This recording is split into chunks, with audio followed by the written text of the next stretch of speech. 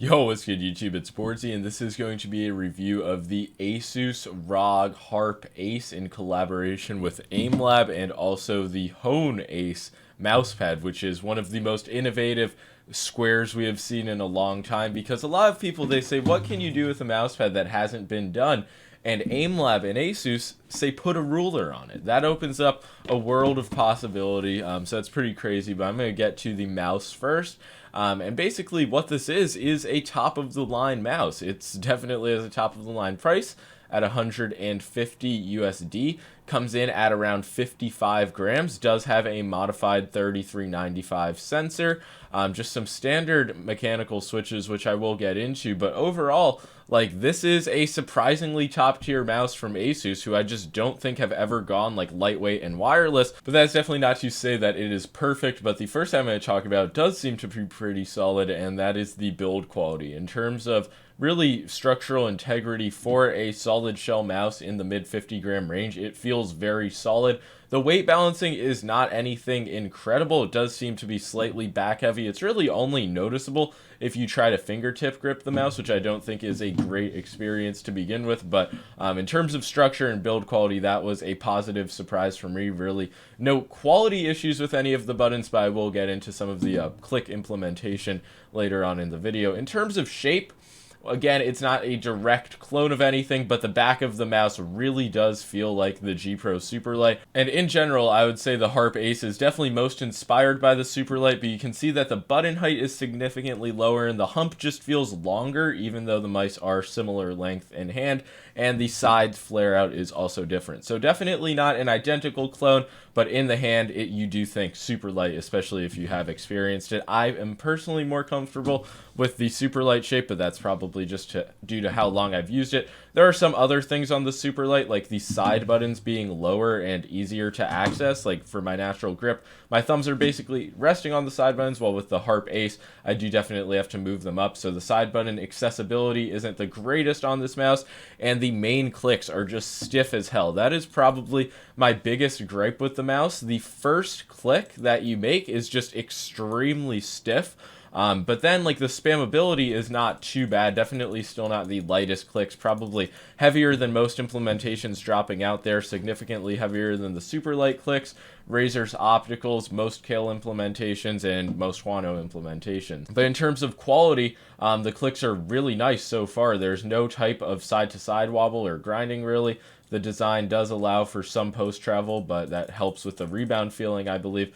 But yeah, with the ROG 70M micro switches, the first click is just noticeably like very heavy. It just takes a good amount of force to actuate. So that's something really worth noting, in my opinion, especially if you play like tack shooters where the first click matters a lot. Another interesting feature the mouse has is the scroll wheel positioning, which is just pretty recessed and low. Most mice feature scroll wheels that are like towards the top of the mouse, but not the ASUS ROG Harpe Ace Edition. It's pretty low. Personally, it doesn't bother me. It's not like I'm placing my fingers at the top of the mouse, so it's not like too hard to access. I do see some people complaining about it just because it isn't the traditional positioning. Make sure to let me know what you think about it, but the scroll wheel feeling is fine. It's just a very generic feeling encoder, and the click is not too heavy by any means. I'll do a sound test of all the buttons, I guess. The side buttons are definitely nothing to write home about. I said the positioning wasn't great. In terms of tensioning, it's solid. There's not any issues with like post-travel or mushiness, and the feeling is nice. So yeah, they honestly do get a pass just for being nice quality, and if you do have a grip style that allows you to access them, it's not really too bad. But I think if they were made a bit skinnier, longer, and moved down a bit on the mouse, that would be a better overall experience. But I feel like this mouse is really made for palm grip, surprisingly, even though it does have a hump that is suitable for claw. I would not recommend something this like big for fingertip necessarily, even though it is not a wide mouse, but I would say it just feels most natural for palm grip. The sloped buttons are going to feel most natural if you palm grip, and there's just a ton of room on the sides. Like, the sides are very tall, so that's where this mouse is really going to shine, in my opinion. So I'd say if you're looking for something that's going to have like a larger and longer feeling in hand for palm grip than the Superlight, that this is a very nice mouse.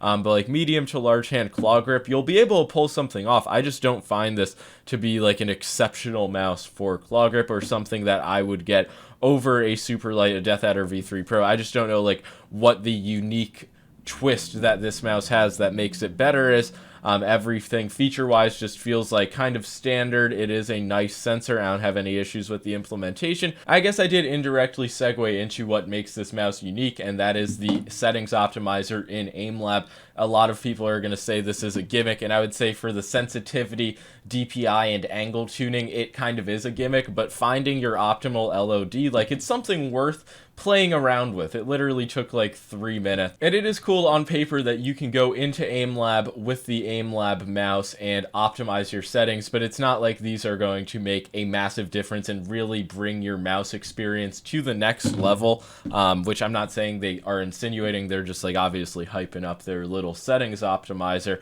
But yeah, don't expect this mouse to be like a fucking weapon compared to the GPX, which is just some like piece of shit potato. For $150, like, it's not a bad ask, it's not a bad experience. You do get nice grip tape in the box, which is just a good add-on compared to most companies' stock grip tapes, which are pretty shit. The mouse does have Bluetooth compatibility, which again, most like top tier mice don't, but I don't think that's like a big gaming advantage feature. It just makes it something that you can like bring to your office or school. The stock skates are pretty slow in my opinion. But stock, it comes with 2 of the small skates on the top, but you can swap it out to this larger style skate, which I did because I was just noticing like that the glide was pretty slow and not epic, but that did help it out a bit. And honestly, I would say stock skates are not amazing, but it's nothing that is going to ruin the mouse. It just does make it feel a bit more controlled. I'm not going to say heavy because it still is a mid 50-gram mouse.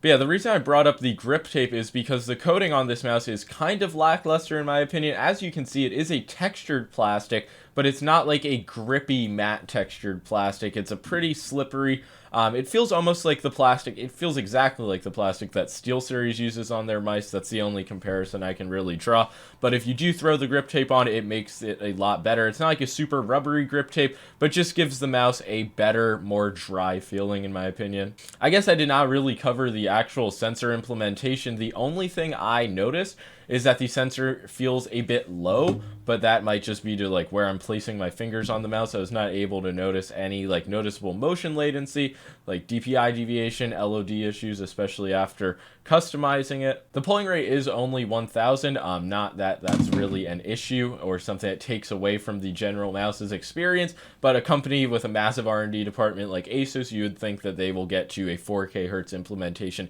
sooner than later, but I guess it was not with this mouse. But yeah, really no noticeable issues with the sensor implementation. Could not really notice anything with click latency. Like I did mention before though, the first click is going to be heavy, so that will add to the feeling of latency regardless of what this mouse actually tests at. But yeah, the battery life I did not mention. They say that you can get up to 88 hours, but I was getting just under a week about of battery life on a full charge. There is this RGB that does blink red when it's low, and does lower the battery life, obviously, by existing. But yeah, all in all, this is not a bad mouse. I obviously have been critical of some features because I don't feel like it is quite as premium as a $150 top-of-the-line mouse should be.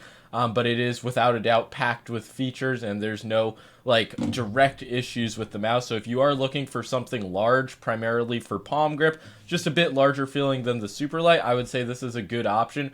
But in terms of claw grip mice, I feel like you can find some mice with 3395s under $100 that will provide you a better experience. The weight is solid, as mentioned before, in the mid 50-gram range. But yeah, it's just not anything that I believe is a massive upgrade compared to the competition, and at the price point, I feel like it's just it's not going to have massive widespread appeal. But easily the best ASUS mouse I have ever tried, but it will take a revision probably to get the seal of approval, or maybe even a mini version. Who knows how light they could get that. But yeah, now moving on to the mouse pad, the Hone Ace. This is basically the coolest feature, as mentioned before, is the ruler. It does not lie 100% flat. It just came too tightly packed. That was one thing I noticed. But in terms of functionality, it's nothing that I've really noticed. Like, I have not swiped to the edges and noticed that it was not lying flat. But yeah, it goes all the way up to 50 centimeters. There are tons of use cases for this. Aimlab does have another software feature, which I'll put up on the screen, where you can like find your exact CM per 360 and like even train your like exact angle flicking, which is honestly like insane. Nobody's gonna do that. But you can also like measure your hand. Just anything you could fucking do with a ruler. Having that on a mouse pad is a pretty cool idea. Some of you remember back in 2021, I did a mouse podcast with Shootmania Andy, and he recommended this. So it's cool to see his idea come into fruition. In terms of the surface on this mouse pad, think of Fnatic Dash, so like a watered down Hien surface, technically a hybrid surface, but very fucking smooth. They claim it has a water repellent coating on it, so you know what that means. We pour water on the pad, and it honestly does look to be pretty water repellent.